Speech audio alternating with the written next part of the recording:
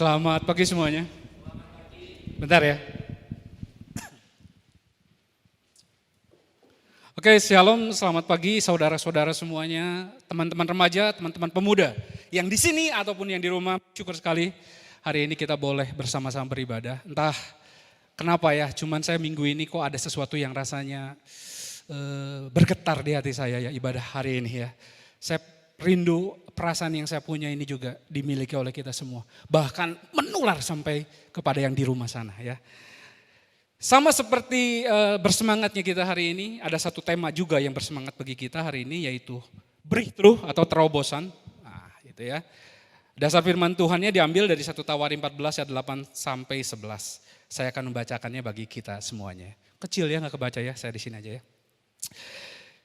Ketika didengar orang Filistin bahwa Daud telah diurapi menjadi raja atas seluruh Israel, maka majulah semua orang Filistin untuk menangkap Daud. Nah, tetapi Daud mendengar hal itu, lalu majulah ia menghadapi mereka.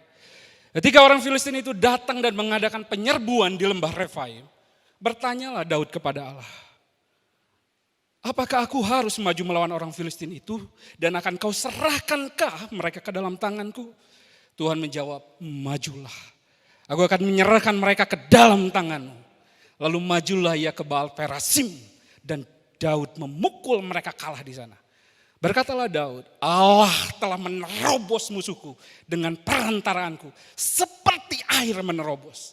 Sebab itu orang menamakan tempat itu Baal Perasim. Nah, teman-teman sekalian, saudara-saudara sekalian, jika kita umpamakan hidup kita seperti satu olahraga, maka rasanya olahraga halang rintang, ini nih gambarnya ya. Ini bisa menjadi salah satu penggambaran yang cukup mewakili, kenapa? Karena kita semua tahu bahwa yang namanya hidup itu treknya, jalannya itu enggak selalu lurus-lurus saja. Kerap kali kadangkala kita harus menghadapi rintangan demi rintangan. Entah itu yang kita anggap kecil, rintangannya kecil, rintangan yang mudah gitu. Atau rintangan yang begitu besar sampai-sampai kita berpikir kita tidak bisa, seperti jalan buntu gitu, kita tidak bisa lagi melewatinya. Nah, kondisi atau rintangan-rintangan yang seperti ini tuh bisa hadir di tiap banyak area hidup kita. Entah itu di area keluarga kita misalkan. Semoga ini nggak ada di rumah kita ya. Si papa atau si mama gitu ya, kok cekcok terus. Terus waktu ditanya sama temannya si papa, gak tahu lah, rasanya udah hambar nih saya sama istri saya. Rasanya udah capek jadi pasangan dia. Demikian juga si mama. Atau di area pekerjaan. Kita tahu kondisi saat ini semua sulit pekerjaan. Lagi enak-enak usaha. Kondisi COVID ini membuat banyak usaha jadi bukan hanya macet, bahkan bangkrut. Untuk memulainya lagi, waduh. Rasanya udah gak ada tenaga deh saya untuk memulainya lagi. Atau di wilayah-wilayah seperti kita nih teman-teman semua yang masih sekolah atau masih studi. Mungkin gak kepikir bagi kita yang di sini ya. Tapi tahukah teman-teman sekalian, saudara-saudara sekalian, ada banyak orang yang untuk sekolahnya, untuk studinya mereka bergumul. Apakah mau lanjut atau tidak? Karena apa? Karena mungkin mereka kesulitan keuangan. Atau bagi emak kita, engkong kita, atau mama papa kita, atau saudara yang lain. Di area kesehatannya. Udah capek rasanya. Dibawa ke dokter sana sini. Udah makan obat ini, makan obat itu. Udah pesimis. Kok rasanya belum sembuh-sembuh gitu ya. Dan rintangan-rintangan di area lain. Yang kalau sadar nggak sadar, tidak diberesin rintangan ini. Ini akan membuat apa? Breakdown hidup kita. Ini akan menghancurkan kita. Karena itulah kita rindu sebenarnya. Bagaimana ya caranya? Sekalipun kita sedang menghadapi rintangan, sekalipun kita sedang menghadapi masalah, kita tidak di breakdown, tidak dihancurkan oleh masalah itu, oleh rintangan itu. Tapi kita bisa breakthrough. Kita bisa menembus rintangan itu. Nah hari ini makanya kita mau belajar dari satu tokoh. Kita semua pasti sudah tahu ya, Daud ya. Nah ini gambarnya ya, David ya. Kita tahu pribadi ini adalah pribadi yang sudah pengalaman lah makan asam, manis, pahitnya kehidupan gitu ya. Dia pernah hidup di jalan-jalan yang seakan-akan seperti padang rumput yang hijau. Seperti air yang tenang. Tapi dia juga pernah mengalami hidup di lembah yang kelam. Dia berpengalaman menjalani pahit manisnya kehidupan. Sama seperti yang dijelaskan kalau kita tadi baca di ayat yang ke-8 gitu ya. Nah, demikian bunyi ayat yang ke-8. Ketika didengar orang Filistin bahwa Daud telah diurapi menjadi raja atas seluruh Israel. Nah, kita sampai di titik itu dulu ya. Nah, saudara-saudara, di sini Daud sedang lancar jaya. Hidupnya sedang ada di top, di puncak. Kalau kita tarik di kehidupan kita nih di Indonesia, ini Daud ini baru menang pemilu. Dia baru menang pemilu yang skalanya itu nasional. Artinya kalau dia naik mobil, maka di depannya suka ada bendera. Nomor plat mobilnya angka berapa? Angka 1. Kenapa saya mau bandingin ini? Karena sebelumnya di 2 Samuel 2 ayat 4, Daud pun pernah menjadi raja, menang pemilu juga. Tapi skalanya apa? Suku doang. Dia raja suku Yehuda. Tapi di titik ini, dia ada di top paling puncak. Dia menjadi raja Israel. Namun seperti kata pepatah, semakin tinggi pohon, semakin gede juga itu anginnya. Baru saja menikmati satu posisi yang tinggi, yang luar biasa, menjadi raja atas 12 suku Israel. Dia harus menghadapi tantangan yang besar di dalam hidupnya. Baru saja di padang rumput yang hijau, tiba-tiba dia harus menghadapi lembah yang gelap. Tantangan yang mana sih? Kita lanjutkan pembacaannya ya di ayat di kalimat yang berikutnya. Dikatakan di sana apa? Maka majulah semua orang Filistin untuk menangkap Daud. Ini masalah besar. Kenapa Bapak Ibu teman-teman sekalian, saudara-saudara semuanya? Kenapa ini menjadi masalah yang besar? Karena orang Filistin ini terkenal tangkas dalam berperang. Nah, bukan hanya sekedar tangkas dalam berperang kalau hubungannya dengan Daud. Orang Filistin ini udah punya dendam pribadi sama Daud. Mereka pernah dipermalukan. Ketika apa? Ketika pahlawan yang mereka bangga-banggakan itu hanya sekali putaran ketepelnya langsung jatuh kalah. Dan bukan itu saja, orang Filistin ini menjadi masalah besar. Di tengah-tengah orang Filistin itu banyak penduduknya besar-besar seperti raksasa, seperti Goliat. Jadi di Filistin bukan hanya satu Goliatnya, itu banyak sekali. Jadi kalau dikatakan di ayat yang tadi, maka majulah semua orang Filistin. Nih, ketika semua orang Filistin ini maju, maka di dalamnya bukan hanya tentara-tentara biasa saja. Itu sekumpulan raksasa-raksasa ada di dalamnya. Karena itulah maka kalau kita lihat ayat 9 ya. Di sana dikatakan bahwa ketika orang Filistin itu datang mengadakan penyerbuan di lembah Refaim. Nah, pegang kata lembah Refaim. Lembah Refaim itu di dalam bahasa aslinya itu apa? Valley of Giants. Lembah para raksasa. Artinya apa? Pada saat itu saking banyaknya raksasa-raksasa di sana. Sampai dinamakan oleh orang Filistin. Lembah itu lembah raksasa. Jadi Bapak teman-teman sekalian nih, saudara-saudara sekalian, bisa bayangkan kondisi masalah yang sedang dihadapi oleh Daud saat itu. Ini tidak berbicara seperti yang lalu. Daud pernah menang, tapi raksasanya cuman satu.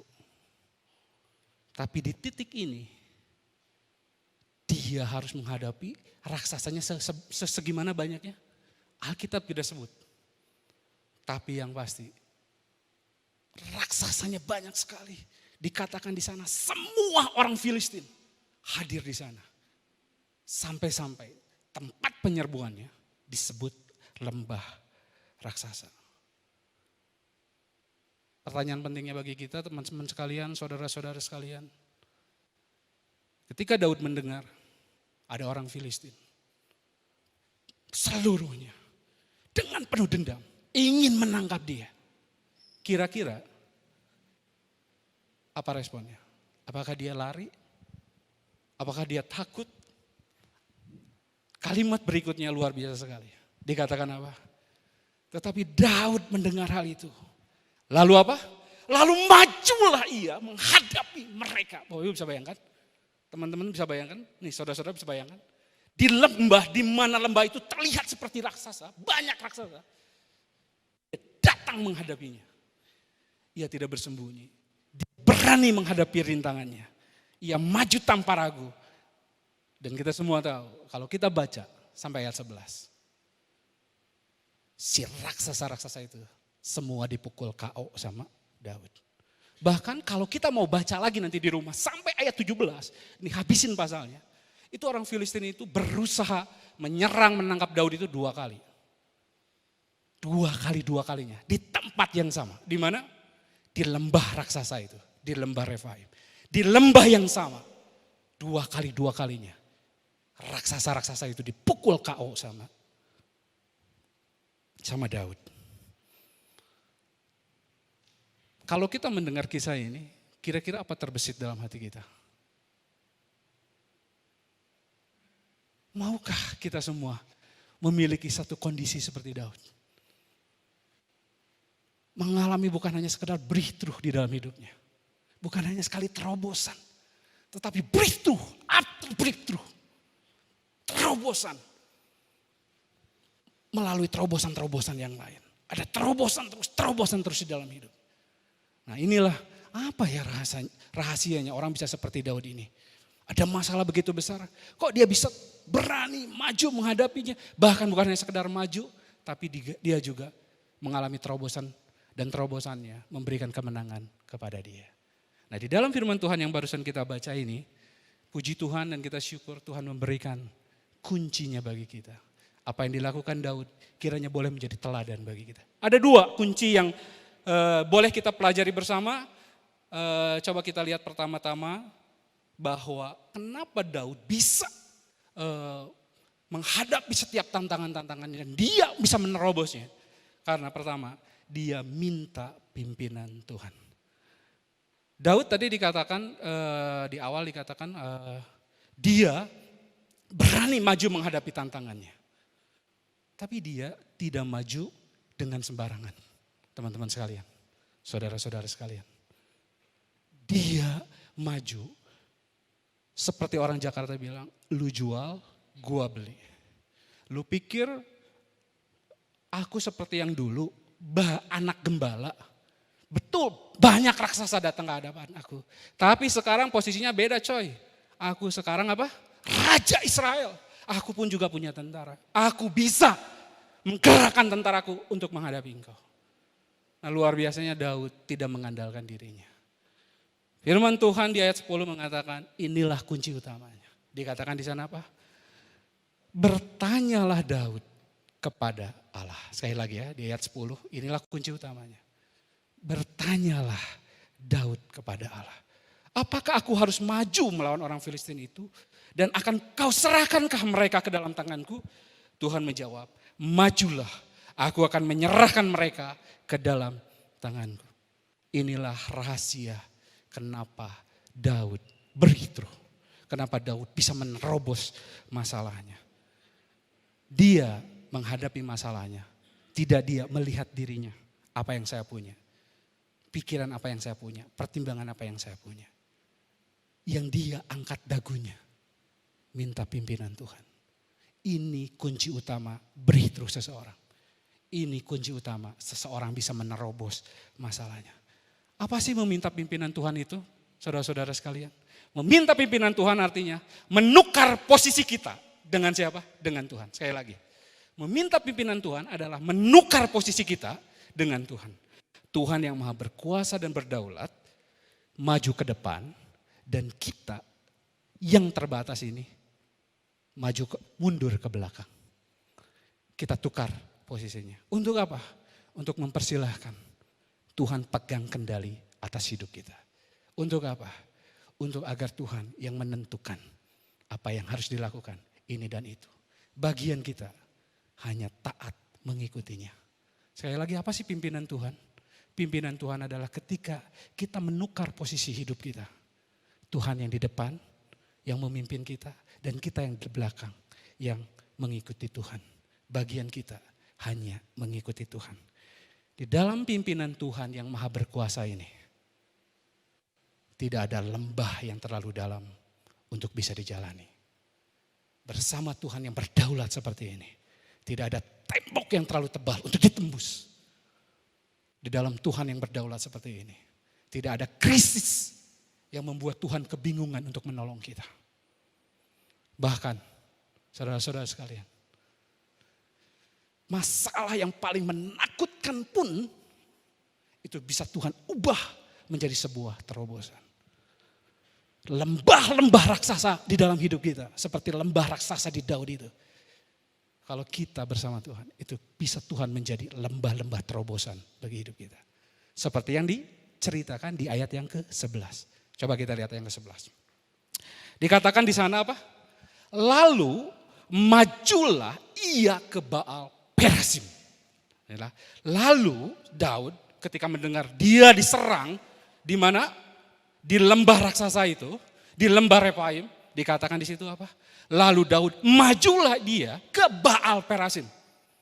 Nah, Baal Perasim dengan lembah Refaim itu tempat yang sama.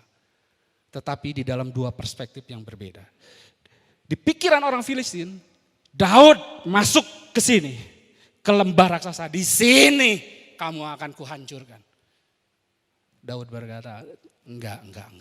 Bagi aku itu bukan lembah raksasa. Bagi aku itu adalah apa? Baal Perasim. Apa artinya Baal Perasim? The Lord of Breakthrough. Tuhan penerobos. Lihatin Bapak sekalian. Tempat yang sama, tempat yang akan dipakai untuk menghancurkan Daud. Di tempat yang sama, ketika dia bersama Tuhan, dia bisa melihat perspektif yang lain. Di tempat di sana kamu pikir, aku akan dihancurkan. Tahukah kamu, hai Filistin, hai masalah yang besar itu. Sama seperti aku memukul kau Goliat waktu itu bersama Allah. Di tempat yang sama akan aku pukul kau juga kamu. Di tempat sanalah Tuhan akan membreakthrough, akan membongkar kamu. Seperti apa dikatakan? Seperti air yang menerobos. Bapak Ibu bisa bayangkan. Yang di depan dia terobos semua. Seakan-akan sekali lagi Daud ingin berkata, bagiku, bahkan hal yang terburuk pun, masalah yang paling mengerikan pun, bersama Tuhan, aku akan bisa ubah menjadi berkat bagi aku. Tempat di mana Tuhan meneroboskannya bagi aku. Namun yang menarik ya, kalau kita mau di sini dikatakan, kok pakai bahasanya Baal Perasim ya, kok Baal gitu. Ada yang pernah kan mengubah lembah raksasa itu dengan kata Baal Perasim. Mengubah yang tadinya mengerikan dengan Tuhan yang menerobos. Tapi kata Tuhan yang dipakainya itu Baal. Bukankah Baal ini Tuhannya orang Filistin kan? Kenapa Daud memakai istilah ini? Karena di tempat ini, Daud itu ingin berkata begini, hai orang Filistin, hari ini aku akan mendatangi kamu. Hai masalah kalau kita ya, hari ini aku tidak takut, aku akan datangi kamu. Aku akan datangi kamu bersama Tuhan. Dan karena aku bersama Tuhan, maka bukan hanya raksasa-raksasamu yang akan aku terobos. Bahkan Tuhanmu yang paling terbesar itu. Kekuatanmu yang paling terbesar, Baalmu itu. Bersama Tuhanku, aku bisa menerobosnya. Bersama Tuhan, meminta pimpinan Tuhan. Lembah raksasa kita bisa kita ubah menjadi tempat terobosan bagi hidup kita. Pimpinan Tuhan adalah kunci paling utama kalau kita mau breakthrough dalam hidup kita. Saya lagi saudara-saudara sekalian, kalau kita bertanya, gimana ya kita ini bisa hidup seperti Daud? Hidupnya itu terus mengalami terobosan-terobosan, berkemenangan. Jawabannya ini kuncinya. Dan ini yang paling utama, pimpinan Tuhan. Bahkan kalau kita mau rajin membaca Alkitab ya, itu bukan hanya terjadi pada Daud.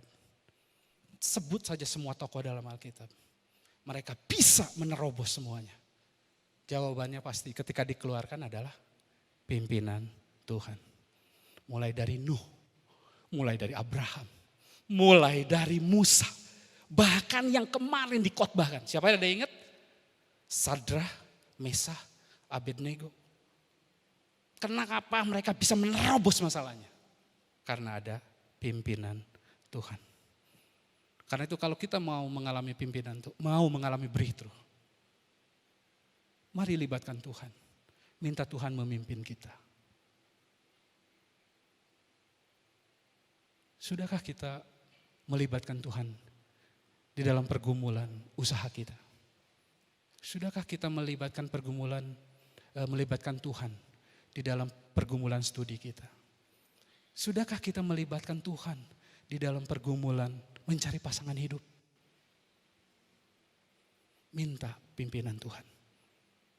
Dia akan bisa merubah lembah-lembah raksasa menjadi tempat Tuhan meneroboskannya bagi kita. Mungkin kita bisa bilang, saya sudah meminta pimpinan Tuhan. Pertanyaannya, benarkah kita sudah minta pimpinan Tuhan? Seperti Daud meminta pimpinan Tuhan. Apa ukurannya? Ukurannya, sudahkah kita menukar tempat hidup kita? Tuhan di depan, kita di belakang. Sudahkah di dalam hati kita yang paling utama Tuhan atau kita? Kita mungkin udah berdoa, tapi kita mungkin belum melakukan ini. Benar-benar meminta pimpinan Tuhan. Siapa yang bisa menjawab? Cuman kita sendiri. Kita mau breakthrough, minta pimpinan Tuhan. Kok gak breakthrough? Tanyakan pada diri kita. Sudahkah Tuhan jadi pemimpin kita?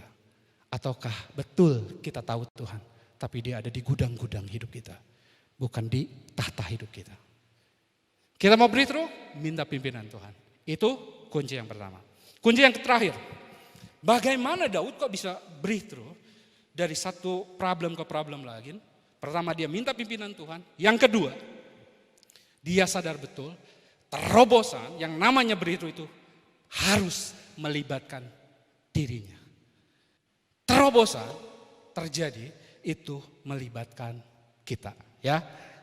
Ayat 11 katakan demikian, lalu majulah ia ke Baal Perasim dan duduk memukul mereka kalah di sana. Berkatalah Daud, Allah telah menerobos musuhku dengan siapa?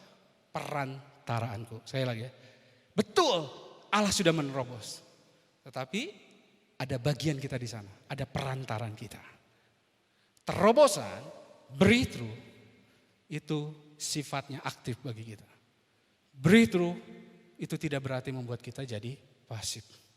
Memang Tuhan kita ini Tuhan yang tadi disebut ya, yang maha kuasa, yang maha berdaulat. Saya pikir kalau misalkan di masalah Daud, apakah Tuhan perlu Daud untuk mengalahkan orang-orang Filistin, raksasa-raksasa itu? Kalau kita nonton Avengers mungkin itu seperti jentikan tangannya si Thanos. Perang semua habis itu. Enggak perlu ada Daud sebenarnya. Tapi cara kerja Tuhan itu tidak seperti itu. Tuhan mau melibatkan Daud. Cara Tuhan mau menghendaki peran kita dalam melakukan terobosan ini. Tuhan tidak menghilangkan peran Daud untuk melakukan tanggung jawabnya dan perannya untuk menghadapi rintangannya. Tuhan kita tidak sama seperti mama-mama atau orang tua kita sekarang. Kok mama-mama ya? Orang tua yang karena sekarang anak-anak harus sekolahnya di rumah, banyak PR-nya. Karena enggak sabar, udahlah PR-nya diambil, dikerjain sendiri gitu ya. Bisa atau bisa, yang penting tugas beres gitu. Tuhan kita bukan Tuhan yang seperti itu.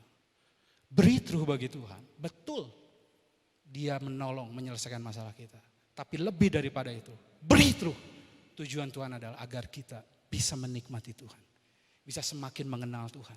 Bisa semakin merasakan Tuhan. Kita tidak dapat breakthrough kalau kita seperti orang bilang tuh kaum rebahan. Mungkin kita semua yang milenial ini tahu ya kaum rebahan itu seperti apa ya. Sangat fenomenal sekali saat-saat ini. Kita mau breakthrough, tapi semua dilakukan di kasur. Sebentar-sebentar kasur. Kalau bisa sikat gigi pun di kasur. Makan di kasur, semuanya di kasur. Breakthrough menuntut kita untuk aktif, untuk bergerak, untuk bekerja, untuk melakukan apa yang harus kita lakukan. Kita mau bekerja, kita harus interview, kita harus melamar, kita mau pinter, kita harus belajar. Bahkan kita mau pacar, nih khususnya yang laki-laki ya, bukankah kita juga harus datang kan, ngomong kan, nembak dia. Ada bagian kita.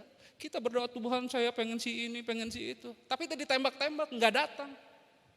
Sampai monyet bulunya seperti QB apa. Ada yang suka nonton Naruto nggak ya? Jadi 9, nggak akan datang.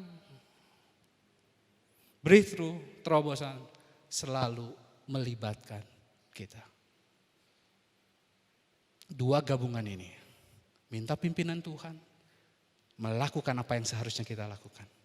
Itu menjadi kekuatan Daud untuk breakthrough. Itu juga kekuatan kita kalau kita mau breakthrough. Nah, mengenai apa menghubungkan hal ini, terus mengingat saya, pernahkah saya mengalami hal itu? Saya jadi teringat tahun 2009 ya. Saya tutup firman Tuhan ini dengan kesaksian saya. Saya pernah mengalami lembah Refaim dalam hidup saya. Salah satunya 2009. Tahun 2009 itu tiba-tiba calon mertua saya, aduh ada istri saya ya, semoga mertua saya juga tidak ikut ibadah secara langsung gitu ya. Enggak. Dia menelpon saya, kalau saudara-saudara calon istri saya, paman-pamannya yang di luar pulau, yang di luar kota, tanggal segini akan datang untuk apa? Untuk membicarakan soal pernikahan. Di hati yang sebelah sini, aduh seneng ya. Tapi di hati yang paling banyaknya, itu galau teman-teman sekalian, saudara-saudara sekalian. Kenapa? Karena waktu itu tahun 2019, saya bukan sultan seperti Raffi Ahmad atau siapa, si Andre Taulani. Beli mobil yang begitu mahal, tinggal kayak beli kacang ya, celek-celek tawar-tawar. Waktu itu saya hanya seorang anak yatim, udah gak punya papa. Mama saya sedang sakit keras, artinya semua finansial dimasukin ke sana dan saya sedang ada di seminari. Orang seminari, kalau sekolah kita tahu dompetnya setipis KTP. Iya itu gitu ya. Saya tahu kalau dipanggil ke sana pasti akan bicara banyak hal. Upacara ini itu. Tapi salah satunya pasti bicara soal ini.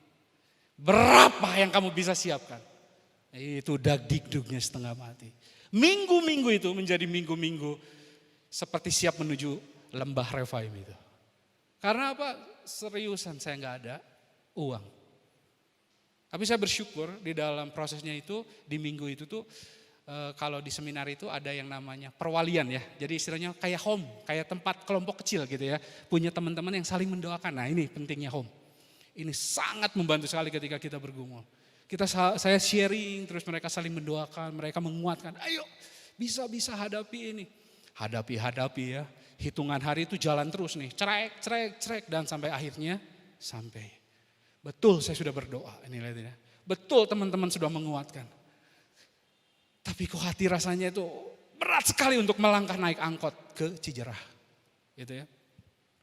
Tapi paksainlah akhirnya kita naik ke Cijerah dan berharap ini si angkot ini nyasar gitu ya. Kalau bisa tuh nyasar gitu kemana lah. Dari sini kalau bisa sampai ke ujung Berung gitu ya kan bisa ada alasan nyasar gitu. Nyampe juga di Cijerah gitu ya. Aduh mau tidak mau harus turun. Selangkah demi selangkah ini berat sekali rasanya sampai di rumah calon istri saya ya. Tetap aja sampai gitu ya. Tapi saya di jalan itu saya bilang, Tuhan saya udah gak tahu apa. Gak ada daya dan upaya buat saya. Mulut pun saya udah gak bisa mau ngomong apa. Saya hanya mau bilang, pimpin saya Tuhan. Pimpin saya Tuhan. Jadi sepanjang itu saya pimpin saya Tuhan. Pimpin saya Tuhan.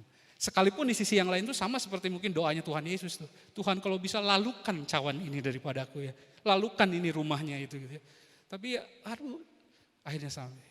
Tapi tahu gak saudara? Di dalam kondisi pada akhirnya Tuhan, saya serahkan semuanya kepada Tuhan. Tadinya yang saya pikir ya paman-pamannya itu yang dari luar kota, dari luar pulau itu seperti raksasa-raksasa yang akan menyerang saya atau bagaimana begitu. Itu bisa diubah menjadi lembah terobosan. Semuanya bisa baik. Buktinya sampai sekarang saya bisa menikah dan saya bisa punya anak 2. Padahal sebelumnya itu lembah raksasa buat saya. Tapi ketika saya serahkan semuanya kepada Tuhan, Tuhan, saya minta pimpinan Tuhan. Saya bisa saja kabur, saya bisa saja tidak datang, tapi saya mau mengambil bagian saya. Saya beranikan diri, hadapi lembah raksasa saya. Di luar kemampuan saya, semuanya bisa berbalik. Hal yang paling menakutkan bisa Tuhan ubah menjadi lembah terobosan bagi hidup kita. Inilah pesan dari firman Tuhan kita hari ini. Libatkanlah Tuhan. Ambillah bagian yang memang menjadi bagian kita. Selebihnya, miracle demi miracle, keajaiban-keajaiban yang di luar pikiran kita, Tuhan bisa siapkan bagi kita. Bahkan lembah-lembah raksasa bisa diubah menjadi Baal Perasim bagi kita. Lembah-lembah raksasa yang menakutkan bisa diubah menjadi lembah-lembah terobosan. Move on, maju, menikmati sukacita di dalam Tuhan. Kiranya teman-teman sekalian, saudara-saudari sekalian, firman Tuhan ini boleh sekali lagi menguatkan kita semakin mengenal siapa Tuhan kita yang setia memelihara kita, setia menjaga kita. Libatkanlah Dia dan ambillah bagian kita. Apa yang harus kita lakukan? Di sana kita akan menemukan lembah-lembah terobosan bagi hidup kita. Mari kita tutup firman Tuhan. Dimohon kepada penginjil Ishak membawa kita masuk di dalam firman Tuhan.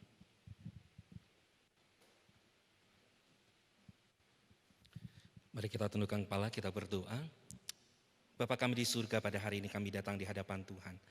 Betapa dahsyatnya kami mendengar bagaimana Engkau menyertai kehidupan Daud. Dan sesungguhnya setiap kami di tempat ini juga rindu untuk mengalami terobosan yang sama. Setiap kami sungguh-sungguh ingin mengalami sebuah terobosan yang mengubahkan kehidupan kami, yang membuat kami berbeda daripada hari-hari kami. Terkadang Tuhan kami merasa bahwa hidup kami tidak berubah. Kami terkadang menyerah, kami terkadang tidak mau lagi berusaha, tidak mau lagi mencoba karena kami merasa kami berjalan sendiri. Kami merasa kami akan menanggung semua akibatnya sendiri. Kami harus berjalan sendiri dalam lembah yang kami tidak tahu kemana itu akan berjalan. Tetapi hari ini Tuhan, Engkau berkata kepada kami bahwa terobosan itu bisa dilakukan bukan dengan kekuatan kami. Tetapi ketika kami datang, kami berlutut di hadapan Tuhan, meminta pimpinan Tuhan, menjadikan Engkau sebagai leader kami, menjadikan Engkau sebagai pimpinan kami. Kami dapat berjalan karena Engkau yang akan berperang bagi kami. Tuhan, pada hari ini, jikalau kami selama ini mengharapkan terobosan itu terjadi bagaikan sesuatu yang di luar kemampuan kami berpikir, terjadi seperti sulap, terjadi datang seperti hujan yang datang, seperti matahari yang bersinar, semuanya itu terjadi di luar daripada apa yang kami lakukan, di luar kendali kami. Tapi hari ini Engkau kembali mengingatkan kami bahwa Engkau mau berbagian di dalam kehidupan kami, dan Engkau mau kami berbagian juga di dalam rencana-Mu. Oleh sebab itu berkati setiap kami, agar kami tidak lagi menjadi kaum-kaum rebahan yang mengharapkan sesuatu keajaiban terjadi dalam kehidupan kami. Tetapi kami bergerak aktif karena kami tahu Tuhan Engkau memimpin kami. Kami mau berjalan, kami mau mencoba lagi karena kami tahu Tuhan Engkau memimpin kami. Ketika kami jatuh ke 9 kali, kami mau bangkit ke 10 kali karena Engkau beserta dengan kami. Oleh sebab itu berkati kami. Ketika kami mengalami begitu banyak raksasa di dalam keluarga kami begitu sukar untuk berbicara dengan pasangan kami. Tolong kami, pimpin kami. Jadikan kami pribadi yang rendah hati yang mau belajar mendengarkan mereka.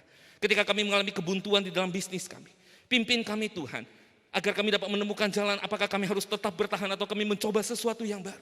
Ketika kami mengalami sesuatu hal yang di luar daripada kemampuan kami, pimpin kami Tuhan, agar kami mau berjalan bersama dengan Tuhan untuk melihat apa yang hendak Engkau kerjakan dalam kehidupan kami. Terkadang kami tidak mampu, dan sering sekali, dan bahkan kami mengakui, sesungguhnya kami tidak mampu. Kami sungguh membutuhkan Engkau. Hari ini kami berdoa Tuhan, hamba-Mu dan setiap jemaat yang ada di tempat ini, setiap pemirsa yang ada di rumah, biarlah kami sungguh-sungguh mengalami sebuah terobosan karena pertolongan Tuhan. Kami berdoa kiranya Tuhan sendiri yang akan membuat kami mengalami breakthrough after breakthrough, sehingga hidup kami diubahkan oleh karena kebenaran-kebenaran firman Tuhan. Hari ini ada hati-hati yang berdoa, hari ini ada jiwa-jiwa yang berdoa, hari ini ada umat-umat yang berdoa, Tuhan aku mau mengalami breakthrough, dengarkan mereka. Dan biarlah Tuhan sendiri yang akan memimpin mereka, dan mereka akan berbagian dan berkata, Tuhan, Engkau memimpin kami dan Engkau membuat kami berhasil melalui hidup kami. Terima kasih Tuhan, Ini doa kami. Kami menyerahkan setiap kami yang ada di tempat ini sekali lagi ke dalam tangan-Mu. Pimpin kami dan berkati kami. Hanya di dalam satu nama, di dalam nama Tuhan Yesus, Allah kami yang hidup, Allah yang berkuasa dan berjalan di depan kami. Kami mengucap syukur dan kami berdoa. Mari setiap kita yang percaya bersama katakan, amin. Tuhan Yesus berkati.